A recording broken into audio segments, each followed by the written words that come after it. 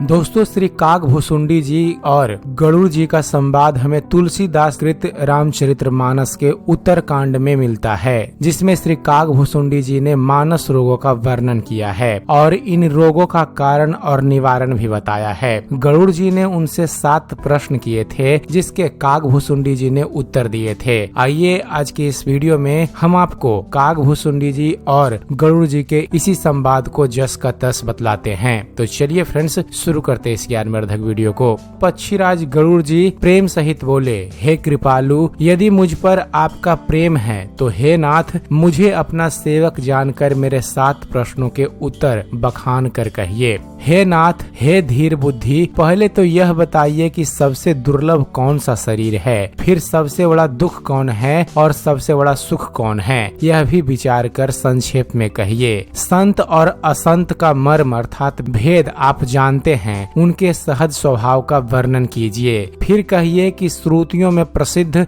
सबसे महान पुण्य कौन सा है और सबसे भयंकर पाप कौन है। फिर मानस रोगों को समझाकर कहिए, आप सर्वज्ञ हैं और मुझ पर आपकी कृपा भी बहुत है। काकभुसुंडी जी ने कहा, हे तात, अत्यंत आदर और प्रेम के साथ सुनो, मैं यह नीति संक्षेप में तुम्हें कहता हूँ।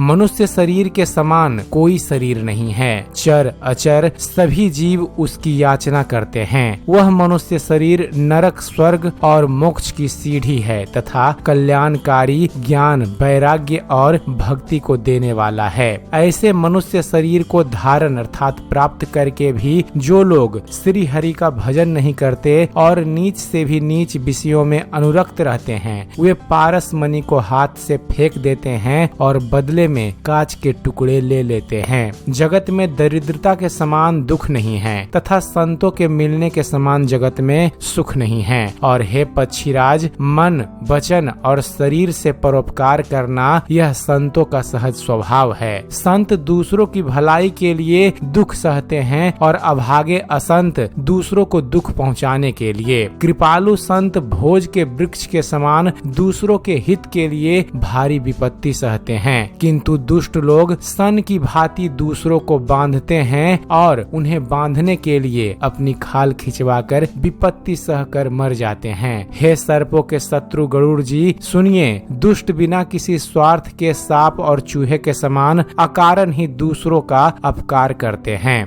वे पराई संपत्ति का नाश करके स्वयं नष्ट हो जाते हैं, जैसे खेती का नाश करके ओले नष्ट हो जाते हैं। दुष्ट का अभ्युदय अर्थात उन्नति प्रसिद्ध अधम ग्रह हेतु के उदय की भांति जगत के दुख के लिए ही होता है और संतों का अभ्युदय सदा ही सुखकर होता है, जैसे चंद्रमा और सूर्य का उदय विश्व भर के लिए सुखदायक है।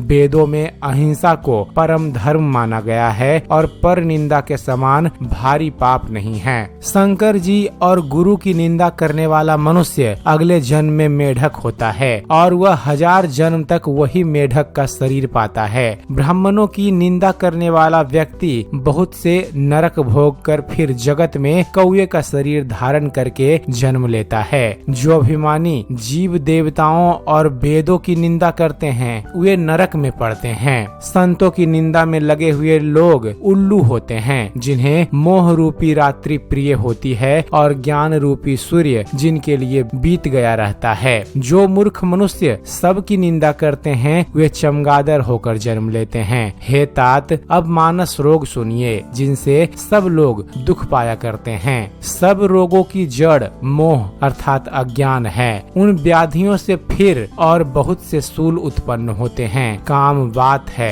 लोभ अपार अर्थात बढ़ा हुआ कफ है और क्रोध पित्त है जो सदा छाती जलाता रहता है। यदि कहीं ये तीनों भाई अर्थात वात, पित्त और कफ प्रीति कर लें अर्थात मिल जाएं, तो दुखदायक सन्निपात रोग उत्पन्न होता है। कठिनता से प्राप्त अर्थात पुण्य होने वाले जो विषयों के मनोरथ हैं, वे ही सब सूल अर्थात कष्टदायक रोग हैं। उनके नाम कौन जानता है अर्थात वे अपार हैं। ममता दाद है, ईर्ष्या खुजली है, हर्ष विषाद गले के रोगों की अधिकता है। पराये सुख को देखकर जो जलन होती है वही क्षयी है। दुष्टता और मन की कुटिलता ही कोढ़ है। अहंकार अत्यंत दुख देने वाला डमरू अर्थात गांठ का रोग है। दंभ, कपट, मद और मान नसों का रोग है। तृष्णा बड़ा भारी उदर वृद्धि रोग है। 3 प्रकार अर्थात पुत्र, धन और मान की प्रबल इच्छाएं प्रबल तिजारी है। मत्सर और अविवेक 2 प्रकार के ज्वर हैं। इस प्रकार अनेकों बुरे रोग हैं जिन्हें कहाँ तक कहूँ।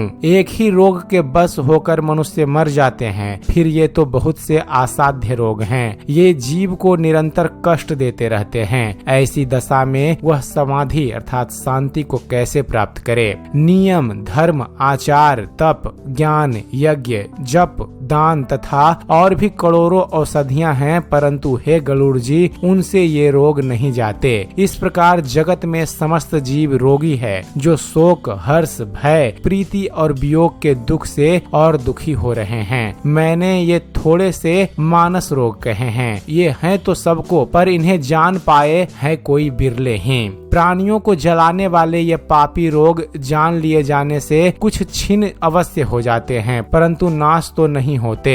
विषय रूप कुपथ्य पाकर ये मुनियों के हृदय में भी अंकुरित हो उठते हैं। तब बेचारे साधारण मनुष्य तो क्या चीज हैं। यदि श्री राम जी की कृपा से इस प्रकार का संयोग बन जाए तो ये सब रोग नष्ट हो जाते हैं। सदगुरु रूपी वैद्य के वचन में विश्वास हो, विषयों की आशा न करें, यही संयम और परहेज है। तो दोस्तों यह थी काकभुसुंडी और गरुड़ संवाद के बारे में जानकारी। उम्मीद करते हैं फ्रेंड्स आप सभी को हमारा ये वीडियो पसंद आया होगा। वीडियो पसंद आया हो तो वीडियो को लाइक और शेयर करना मत भूलिएगा। और दोस्तों ऐसे ही ज्ञानवर्धक वीडियो देखते रहने के लिए आप हमारे इस चैनल ज्ञान मंथन को सब्सक्राइब जरूर कीजिएगा। आप हमारे इस चैनल को सब्सक्राइब कीजिए और देखते रहिए, जानते रहिए। धन्यवाद। जय हिंद।